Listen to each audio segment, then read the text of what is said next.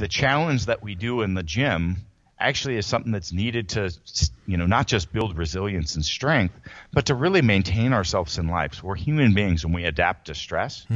And so we have to be able to have those challenges to chase those things that I call it the practice of living in fear. But like, find those things that scare you from time to time, and that's your path. What's up, guys? Welcome back to Think Big Bodybuilding Media. I'm Scott McNally, and today I am with what I can call the strongest human being that I know. What's up, Chris Duffin? How you doing, man? How you doing, Scott? Good. Looking forward to talking today. Yeah, me too, man. I got a chance to meet Chris the other week. He was out here in Detroit working on a documentary that they're going to be ideally getting to Netflix, and that's all about his life. There's so many directions we could go, and he and I were just talking for a minute before this show. Like I said, Chris is the strongest human being I know. Plus, he's a very savvy business person, owner of Kabuki Strength, and business is going in like 10 different directions in itself. So that could be a bunch of stuff. I really want to focus on strength, though. I really want to focus on how you got to 1,001 pounds for 3 reps on the squat. I watched that video, man, and I felt like your eyeballs were going to pop out of your head during that. They might have. Who knows? Yeah, that was intense. How long did it take you from the time you decided to do that lift to the time that it actually happened? So it was actually 4 years prior that I came up with, which I didn't publish. I just said at the time, hey, I'm retiring from powerlifting, and I'm going to just do what I want to do, things that entertain me. And so I was like, I'm going after grand goals. I'm going to deadlift 1,000 pounds. I'm going to wear straps to do it because my hands aren't strong enough to hold it. I don't care. This is what I'm going to do. And what I didn't tell people, because I like keeping things to myself, and I know people had enough negative about just the deadlift itself, was that I planned on doing the deadlift for reps, and I planned on also squatting it. So when I did in 2016, so it was a year to train. So it was actually 5 years ago. When I did the deadlift 4 years ago, it was a surprise the day of when I actually did almost 3 reps with 1,001 pounds. Wow. Just didn't lock out the third one. Okay. And then I came back and I spent, so it was another year-long prep cycle. Again, understand, I was already, a mid-900 squatter, at the start of the process. But I spent a year specifically training for that squat goal. So there was planned, structured training for a year. With a couple years prior, even though I was doing exhibition stuff, it was all built around increasing stability, torso, and ability to tolerate higher frequency loads. So I did these events that were squatting and deadlifting feats during that period of time, but it was all kind of prep for that. And then it was singularly an 11 or 12 month training cycle leading into that final squat. And I did at some point have to tell people that I was actually going for reps because it was becoming quite clear when I'm squatting, 950 for triples, repeated sets, 980 for triples. I went up and I squatted 1,015 for my peak, one of the sessions. Like, clearly I was going for more than just squatting. So that time I let the cat out of the bag that I was attempting to do it for 3 reps, which I pulled off. So, yeah. Wow. So it was a long process. I mean, I was just shy of turning 43 years old when that happened, just like a week shy. And I've been lifting since 1988 with a couple year break in college. Wow. So pretty, it's not like something that I just decided on randomly. Like I'd already set the all-time world record on the squat several times in the 220-pound weight class. So I was already at this, pretty high level when I said I was going to go after it. Yeah. But it was this singular training, singular focus based on one event to pull off something just spectacular that nobody else has done, and then same thing, kind of switching gears. Like, this is one thing. I'm going to chase this one thing. Yeah. Put all my recovery, all my training focus on this one thing to just pull off something that nobody else has done before, and then put them together. Nobody has squatted and deadlifted 1,000 pounds, let alone done it for reps. So I think Thor was getting close to that. He did a 1,000-pound double on the deadlift, and he was right around getting close to doing a 1,000-pound squat. And he could have done it if he trained for it. So, okay. But his focus has changed a little bit now. Now, a lot of the people who are going to be watching or listening to this, we're more bodybuilding focused. We're not doing like singles, doubles, triples so much.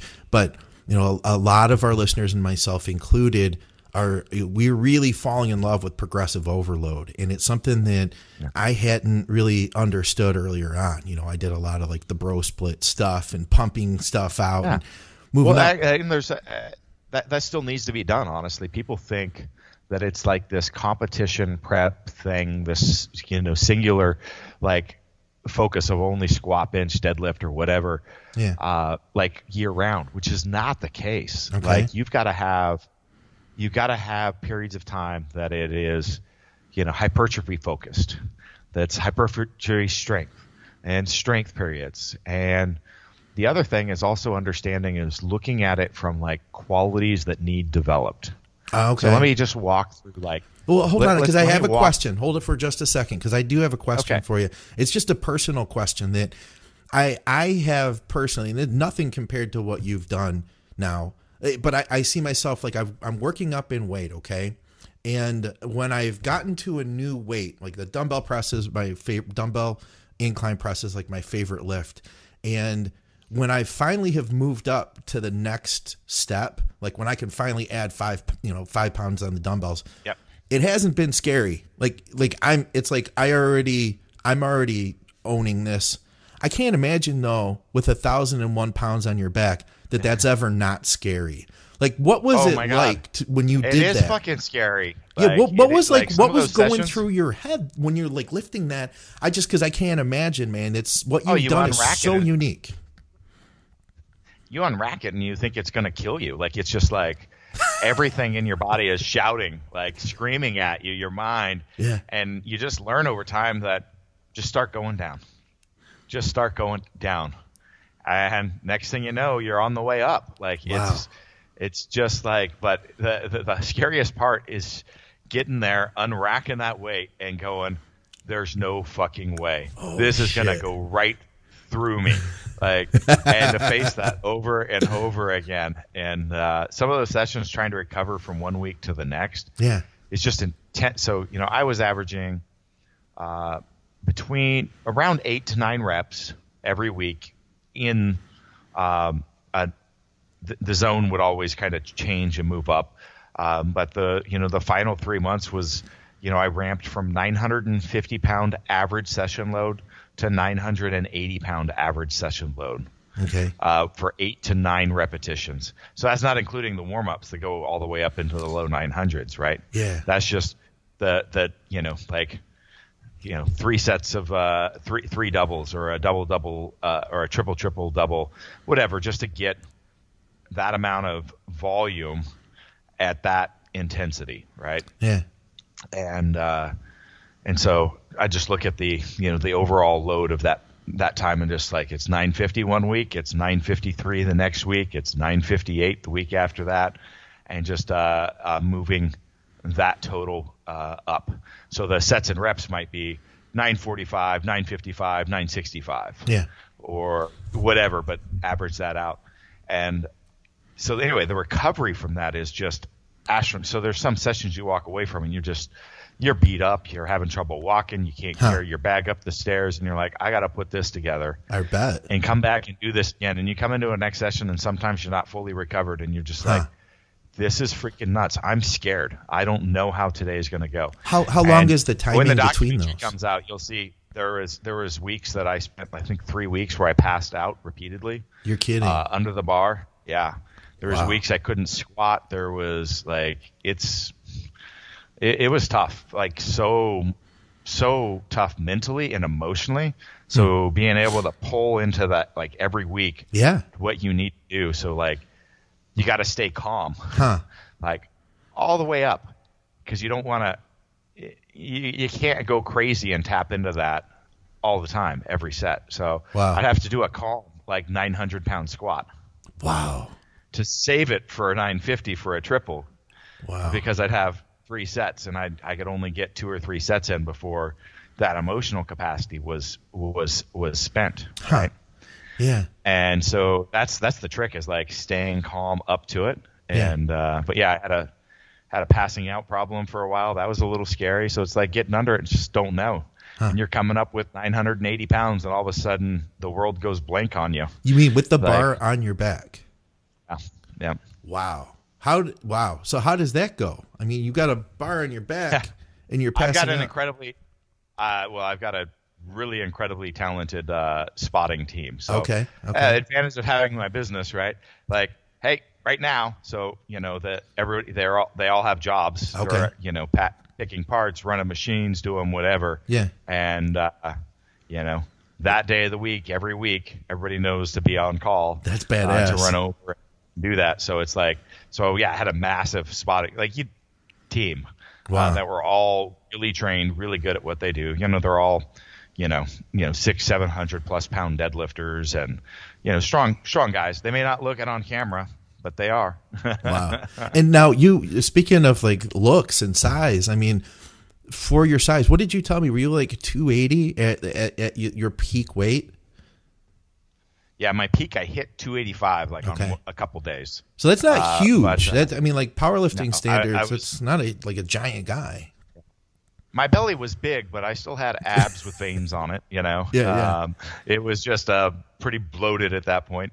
And when I did my deadlift, I was in the 260s. And I was 280 when I did the squat, 280, 285.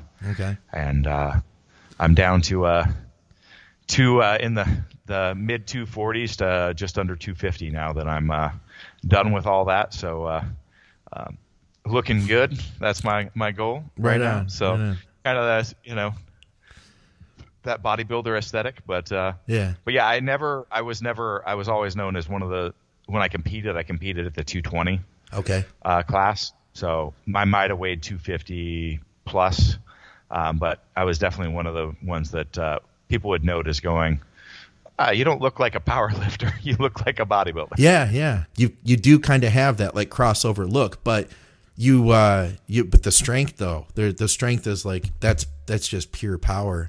I know, when you were talking about the recovery, we've discussed that sometimes like heavy progressive overload isn't for every bodybuilder.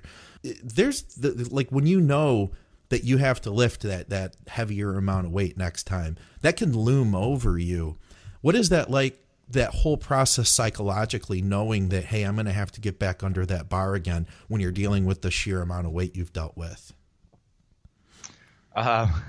Just knowing you got to do it for the most part. Like it comes down to being comfortable with fear. So in life, it's practice for life. You can plan everything you want, but there could be one random Wednesday out of the blue, something comes at you.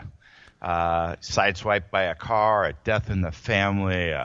You never, there's always, if you've been around for a while, there's things in your life that are going to, throw you off, and you can't plan for that. So you have to plan for uncertainty. You have to, and it's just the mental side of strength development. Like, what happens if you break your arm and you put a cast on it?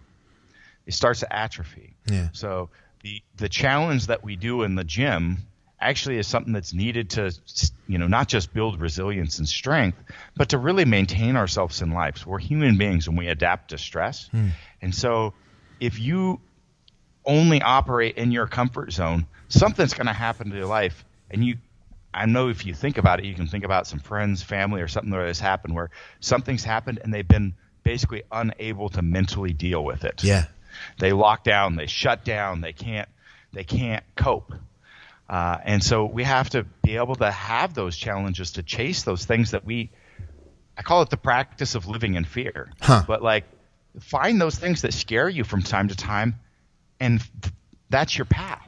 That's the difference. It's a path then. of like, it's like, you know, sitting around and just having your comfortable job Monday through Friday, and like always having a dream. I want to go back to school, or I want to start my own business, or I want to work in this field. I want to like, and not taking the step. You know, think back to being young in your early years and dating years and stuff like that. Like, you know, when you've got that, you know, potential for a relationship, you meet this person on the other end. It's like, I want to strike up a conversation. I want to, then it moves further. I want to build a relationship, but you're scared. Like, yeah. I don't know. Like, am I ready for this? That's a huge change in my life. Am I scared? Is she going to reject me? Is like this mixture of fear and anticipation. But we've got these primal drives that kind of force us to move through that. But then we see people get through that. The same primal drives are kind of in place with the, you know, fighting authority, your parents, all that stuff like early in your teen years. And then people get out of that and then get the relationship. And all of a sudden, there's nothing pushing them, these primal drives, to like chase these things that are scary. And they fall into the rut in the routine. And, you know, go for it. Like, if that's something that scares you, like, going back to school, oh my God, that scares me. Like, how am I going to deal? What's the impact going to be on my work? What's you know, my life like? But it's like, God, I really want. Yeah, it's this mixture of, it's a twisting in your gut, right? It's this thing that churns around. Like, I want to, but I'm scared of it. That's your path. That's what I'm telling you. That's the place I need to go in life. Yeah. And it could be a difficult conversation with a friend, a coworker, a family member. Yeah. Like, there's something bothering you, and the same thing. You got this churning around in your gut. What does that tell you? It's an opportunity for personal growth, and it's also telling me I need to deal with it. So when you feel that, that's your message to go, that's what I need to do. That's the path I need to follow. So this is a leadership principle. It's a life direction principle, and it's I better fucking get under that bar. That's another chance to step up to the plate and chase another opportunity to develop some resilience, some strength. Wow. You just took what I said. I just asked you, how do you deal with this terrifying, frightening thing? And you turned it into you said it was a positive thing, basically. Yes. It's something you need to seek out. Yeah. No, that makes a lot of sense.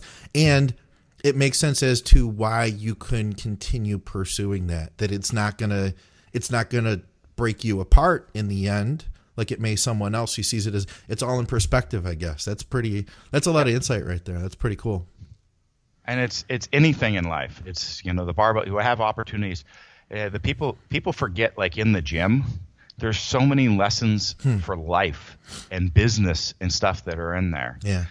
You know, just learning the discipline and follow through, that results aren't seen overnight, and being able to plan your you know, like, here's how I'm going to progress on my incline dumbbells over the next B&B. You know, like, what is that? That's project management. Like, okay, here's a goal. Here's the steps I'm going to take. We're going to work there. But then we see people that lifting is their only thing in life, and they do it really well. But outside, they don't do the same principles. Yeah.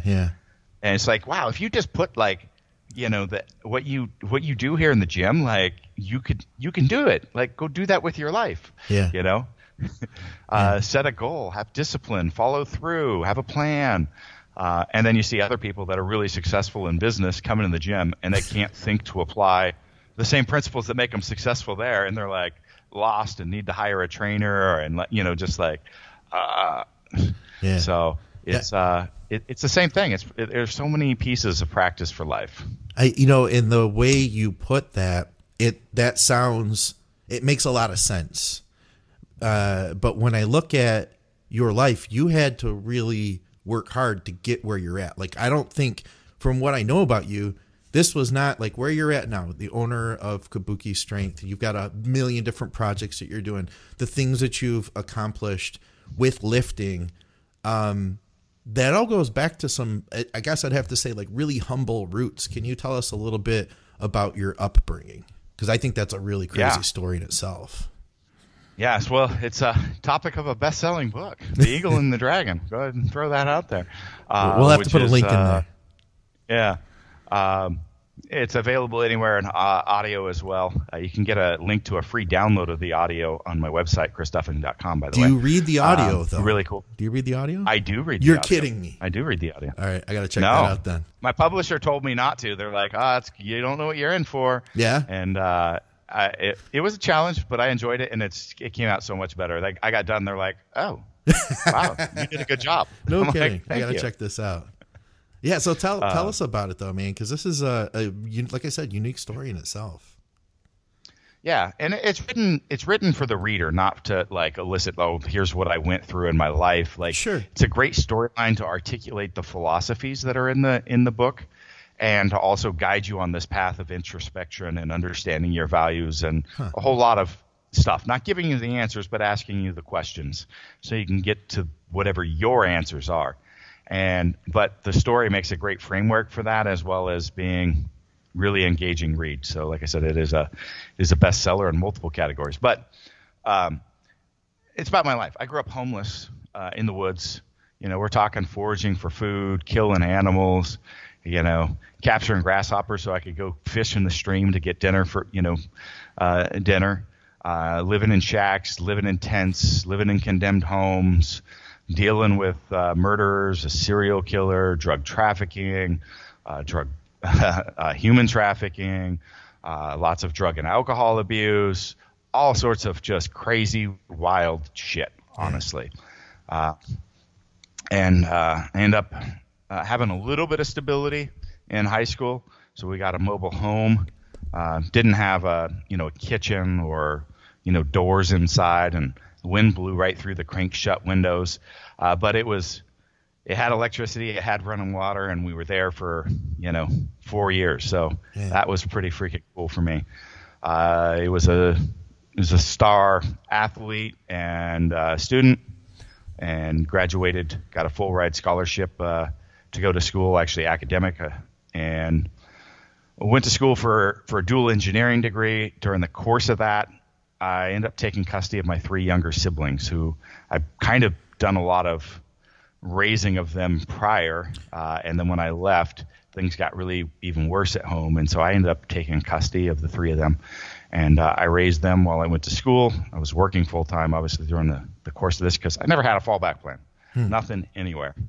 And then while I pursued my MBA and my career. And over the course of my career, I developed to an executive level. I spent 10 years doing like company turnarounds, division turnarounds, growing things from like a regional to a national to global. A lot of work in aerospace, automotive, and high tech were the primary areas. A little industrial equipment. Anyway, ran engineering teams, ran companies, all that sort of stuff. And I lifted a bunch of weights during this. So I started lifting weights in 1988. Started competing in 2000 in powerlifting.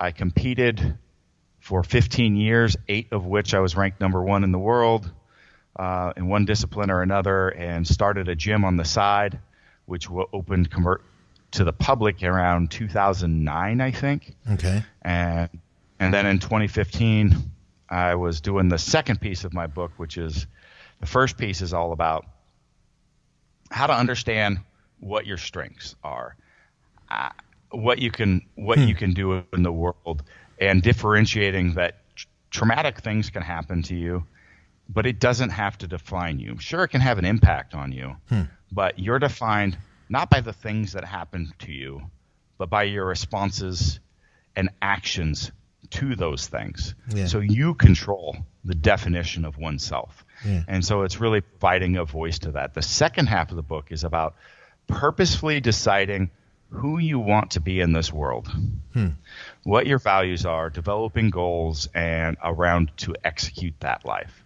Wow. And so in 2015, I took kind of my relationships that I'd built, which we didn't talk about, but I built a lot of relationships in the clinical and research world.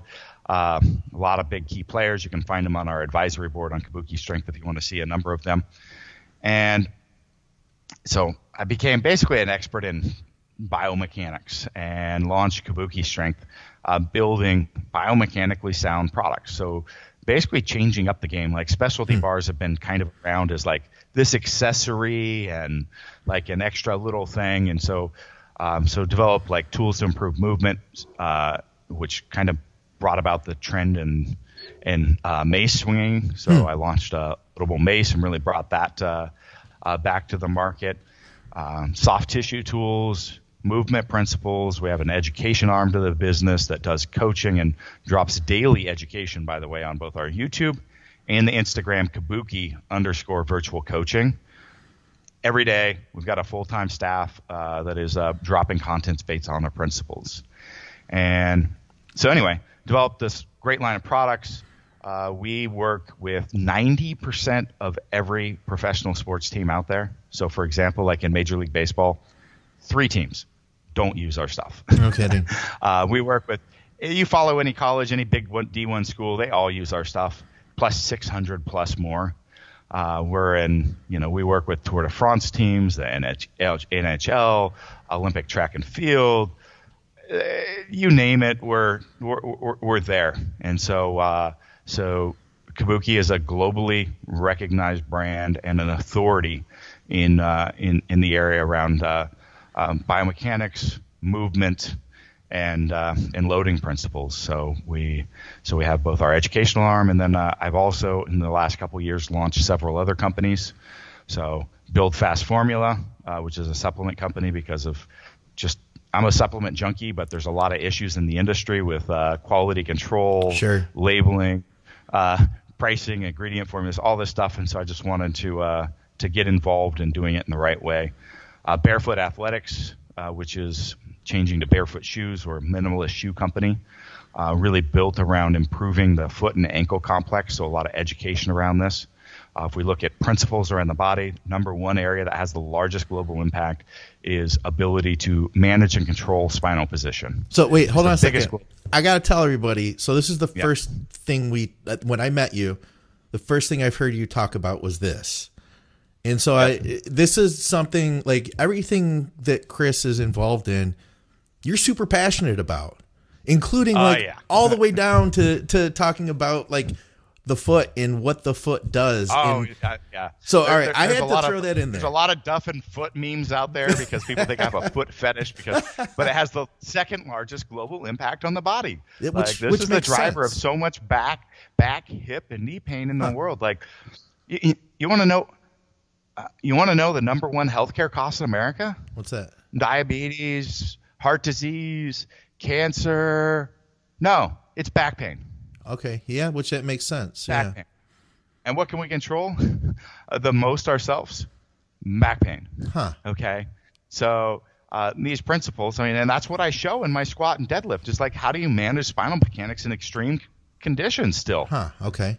Right? and walk away. I use the principles that we talk about and teach. And so anyway, that's so Kabuki strength that's one thing that really differentiates us. We have principles around both movement and loading. All right? Yeah. Because we're an education company first. Yeah. And so those principles actually guide what products we release to market. It's not marketing research and seeing what other people sell. Yeah. It's going, what are the gaps in the industry? What's done wrong? What doesn't exist that can really help people? And that's why our stuff changes the game when it comes out, because it's these little subtle revisions and things that when you got the bar in your hands or on your back, you're going to know why. Because it changes the game. Yeah. We can take somebody that can't even bench press a bar, right, to their chest without pain, empty bar, and have them doing reps with 2 plates. I think I told you the story. I did it with I can't remember I've discovered every major league baseball team, their head strength coach has bad shoulders, by the way. So that's my test plan.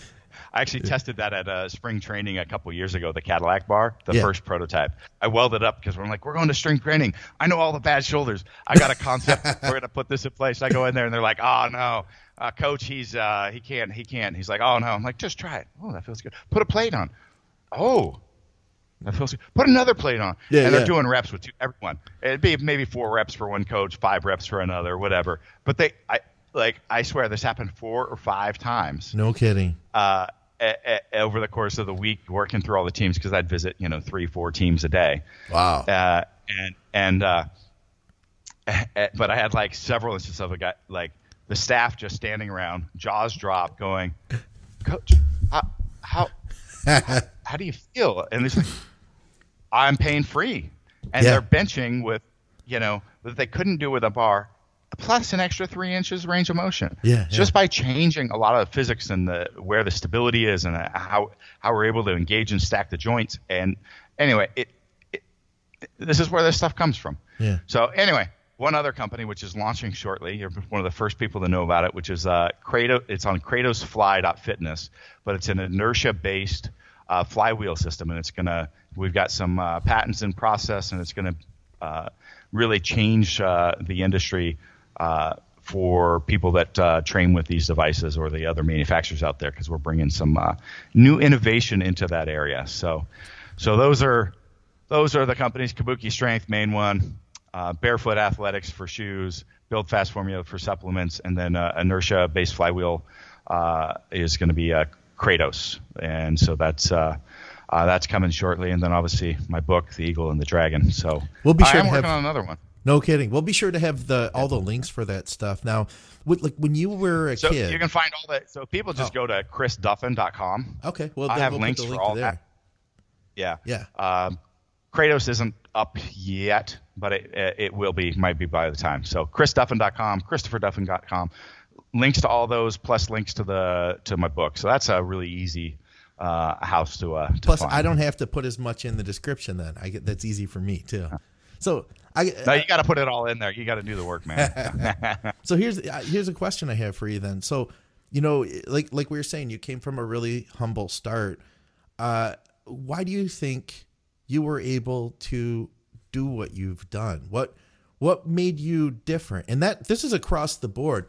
What makes you someone who was able to rise out of where you were, become educated, be able to do the things you've done in business? What makes you the person who was able to lift the weight that you've lifted? There's a lot of philosophy in that last question, right? Yeah, the yeah. weight that you and lifted. that's kind of what I want to. That's kind of what I want to get to, man. It's a lot. I've got a story on my Instagram. I have saved stories in series. This is in the series around life philosophy. It's called the shit bucket story. Okay. So anyone take a look at it. It's an interesting story, but it's about my duty of emptying the 5-gallon shit bucket behind the curtain and going and burying it every day.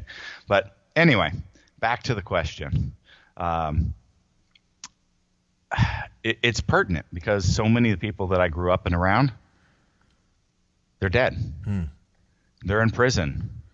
They're, living off grid in the forest somewhere. That's what happened. Yeah. And it didn't to me. But for me, I viewed it, I think a big part was I was responsible for my sisters. Huh. My parents were gone tending crops or logging or doing whatever. I had to grow up early. And when you say crops, survivor mentality. When you say crops, you're not talking about like corn, right? No, the pot fields. Okay. Yeah, we didn't mention that. The mountains of. In case you missed the mountains of Northern California, living in the wilderness, that's and the drug running and the other stuff. Yeah. Okay. Just being clear here. just to spell that out a little bit better. And so it's kind of, growing up, I had to have a face on. I had to be the one that was in control, even though I was dealing with my own shit. Yeah. I was responsible for others, and there was no way out for me except to succeed, and that's the way I viewed it. Wow. And so,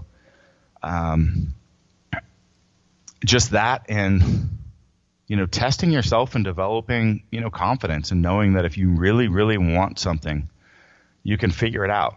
That you can take it on, and it's like jumping into things that might have been scary and discovering I've got this is a big thing, because I was a quiet kid that had no friends, that was constantly moving, wearing dirty clothes with my toes sticking out the side of my shoes that got made fun of. Like I should have had a big lack of confidence, and I did, like around like social settings and people, and just being like inferior. I was literally the kid that lived in the trailer down by the river. And but I'd challenge myself, physically, mentally, and I'd find I'd come out on top, and I just developed this confidence in my ability to perform if I chose to go all in.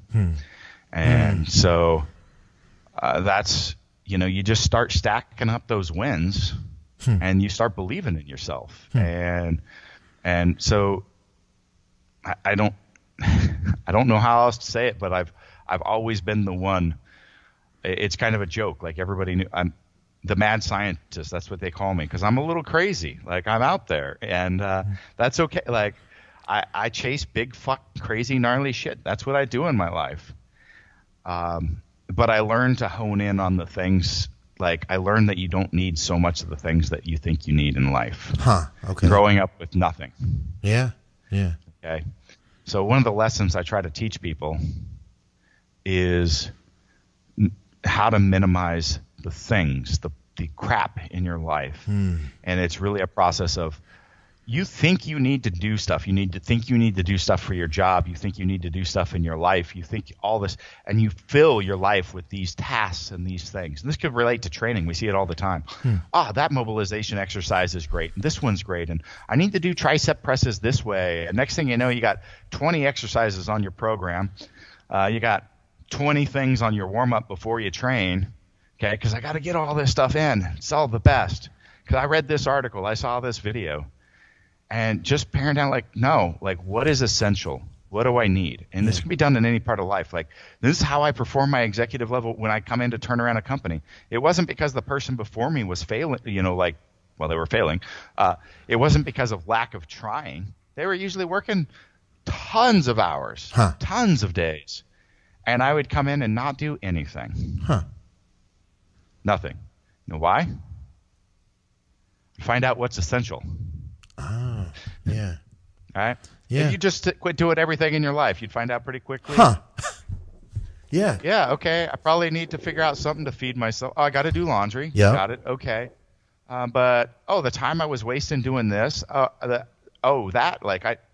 I've just like sit and automatically turn the TV on and chill out for an hour and a half, like every day. Like the phone. You'll start just all that. Just pair this stuff. It's non-essential, right? Yeah. So, the first step is actually knowing what you want to do, because you got to understand your personal values, how you want to live in this world, where you want to go, what your North Star is, right? Yeah. But then you can start finding what are the things that are really going to drive action towards that. Yeah. So like in my company turnaround, a lot of times it was like conversations with people.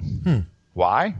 The culture and the direction needed to come. We needed to get alignment on a vision. So it's like me telling a story, where we're going, and telling you, this is how you fit into this story. This is your part you're playing us, right? Yeah. Like, it wasn't that doing some special report and putting some special system in place. There's always that. Like, you've got to be a technical expert. You're not going to just walk into the gym and build a beautiful program because I got a vision. I want to be the best in the world, right? But it's a lot of times it's those other smaller pieces that actually play the big role. If you understand what is really going to move me forward towards the things that I'm trying to accomplish, is what I'm doing right now. And so if it's not, fucking step one, get rid of it. Yeah. If you can't get rid of it completely, just stop doing it. You'd be surprised in your work, in your life, how much stuff can just come off the plate. Yeah. All right. Next step is, if I can't get rid of it, how do I automate it? How do I make it so that thing just takes care of itself? Yeah. Okay. And then if you can't, then, hey, maybe I sub it out. I delegate. I whatever. I'm great at working on vehicle. Like I'm an engineer, right? I'm not gonna, the brakes needed changed on my wife's Mercedes. I took it to the shop and had it done. Yeah. But that's so much money I could have saved. Well, it's not worth it for my time. Okay. Yeah. I can do it, but I could be doing something else that could driving myself forward towards our shared goals in life. Yeah. Okay. But if you're just not doing it and you're chilling on the couch, you're just fucking wasting money. Yeah, right. Right. So that's why it's important. You have to have what I call your values developed first, your North Star, the things that you really care about, the direction that you want to go in life. Yeah, I feel like that's probably one of the things we have the hardest time figuring out is what do we want to do? What do I want to do with my life, you know? I'm in my 40s now too, you know, and it's like I feel like I have a pretty good idea, you know, but it's still like, quite figure it out. That's the thing. Yeah. It's something that's always evolving. But I could say in your 20s though, man, even like then it's like, you know, even if you have a vision, it's like that's something where if you could hone in, like back in your 20s, if you could really hone in, you'd be ahead of the curve, I think. But the thing is, people want to focus on the superficial when they talk about goals. I want to play in the NFL, for example. Okay. Why do you want to play in the NFL? Mm-hmm. Come up with an answer. And then dive deeper. This process takes time, but peel back the layers. It's called the 5 whys, okay? And you keep pulling it back until you can get to like a core nugget of something that is not a thing. So here's my things, all right? Some of them are, you know, I'll admit, you know, they're ego-based or whatever, but be honest with yourself. It's okay. Yeah. There's no right or wrong. But, you know, positive, like continual learning. That's a huge value for mine, to always be in a position where I'm challenging myself to learn something new. I used another word there, challenge. I got to feel challenged in life. Yeah. Okay. Can you see that stuff? Like it's just in the 1,000-pound squat. Like I've got to like discover how to do this. It's a goal that's, you know, that's challenging, but I could have picked a lot of other things. It didn't have to be that. Sure. Right. I like recognition. I like recognition for having done a great job, or whatever it is, like for my work, whatever. I'll admit it. I like recognition. Yeah, I think we all do. You know, whether people want to admit it or not. You know, so some people are less than others, though. It's not maybe a major driver, maybe a major driver for someone else. Yeah. Okay. I said. Challenge, sense of accomplishment. So for me, a sense of accomplishment is above recognition by far. Yeah. Right? Creativity, to have a creative outlet. All right. You can see that in my businesses, but it was also in the creating the challenges like that I did. Yeah. Like random. Okay, I don't want to play in this world of powerlifting anymore as of 2015. I want to create these other experiences that show something different. They bring other value to the world by being able to contribute to charities that I believe in, to really showcase like the principles that I talk about, to help with motivating other people. Like there's creativity in coming up with that. Again, it's that. But now that I'm moving forward with more of the business aspect, where do we see the same things coming into play again? All right. So if you understand that, now you should be able to pare it down to like 5 to 7 like of these. It sounds silly, so cliche. Core values, right? Yeah, they are it is what it is, though. They are what it is. But keep peeling when you go like, well, I want to be in the NFL because I want to make it big. I want to be rich. Yeah. Why do you want to be rich? I want to have a big house. I want to have a fancy car. Why? Yeah. Why do you want to? Just keep and give yourself some time with each one. Like, you know, this process is going to take some months to work through. Like, why do I want that thing? Okay. And you see how that process works. And finally you get back to, here's these nuggets and drivers. And, there's other ways that I could execute or realize or live these same values. Yeah. So that if I don't have the potential to make it to the NFL, I could still have the same, you know, things that I actually wanted in life. Yeah. So I use the house and the fancy car one, for example, because, you know, one of mine is security. I love challenge, but I also, my upbringing, you understand security is an important thing for me, right? Yeah. Now, if let's say you could want that house and the fancy car because of security, because you go, once I've made it and I've earned enough to have those things, I know that I will be secure in my life. I'll be secure for my family because I'm obviously successful. But if you don't know the why, all you know is my goal is that fancy house and the car. Right. It could be for other reasons too, recognition, fame. Whatever. There's no right or wrong. Just understand yours. I'm using security and those as an example. Right. Okay. You could over leverage yourself to get those things and actually have the exact opposite of what you want to happen. And then you're in this area like, oh, why am I unhappy? Why am I stressed? I got the car, whatever. I got the things that I've been working for, but it feels like my life's falling apart. Yeah, I feel like we all have. I've been in that situation. I think we've all fallen victim of that. Yeah. I've got one more question for you because I feel like this is something that'll relate to a lot of guys your age and my age, and just to kind of come full circle here. So you've had your hashtag grand goals, and that's what we started talking about. You talked about your interest in challenge. You've talked about all the amazing things that the satisfaction that you've gotten from powerlifting, and you talked about retiring. Can you tell me a little bit about coming to terms with not doing that anymore at the level that you have? Yeah. So that really is the conversation that we just had. So is understanding those were ways for me to realize those values. Okay. But there's other ways for me to live those. And it's shifting now towards me being able to have that in my work or in my life as how I pursue those. And training isn't the outlet for that. I love that, man. That's great. So, and people, that's what I said. This is an important question because for bodybuilders or athletes anywhere, a lot of times you get to this point in your career where that's what you defined yourself as. Yeah, right. And then it can get taken away at any time, by the way. Yeah. Getting sideswiped on a Tuesday, like I said, right? It can get taken away at any time. And if that's your definition, you're going to get lost in yourself. And you see this for professional athletes quite a bit, right? Sure. When they reach their retirement. And some of them deal with alcohol abuse, drug abuse, depression. Like they don't know who they are anymore. They don't know what to do. And so really getting to that understanding of what that is to you and why it's so important to you can help you create those shifts. So yeah, maybe it's still been a struggle, but honestly, I have no desire. I've actually been struggling just training my legs. Okay. Because I'm just like, I'm just not motivated to go squat right now. Yeah. I'm like, I did that.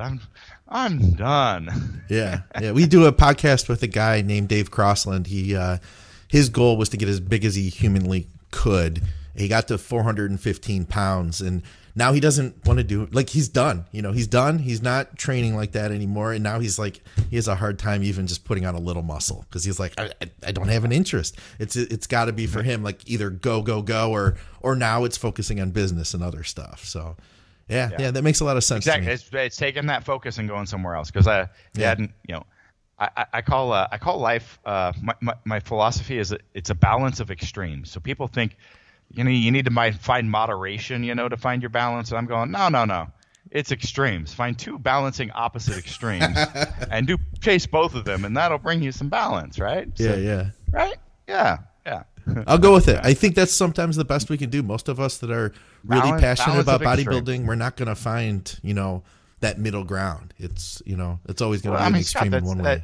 That's you. That's a lot of your listeners too, right? And Sure. The fact that people look at the bodybuilder, a meathead. You're so focused on your body, and yet so many of us actually bring the mental side of it to what we do, to diet and nutrition and training principles and all the psychological impacts, and it's you can and excel by doing so. Absolutely. Right? And really being super passionate on both ends of those spectrums, and that's the balance of extremes. It is the not being the businessman that is so focused on business that he neglects his family. Mm-hmm. It's the businessman that invests everything into his business and his family. He's present. He puts his phone away. He's there and drops all the other shit in life. Yeah.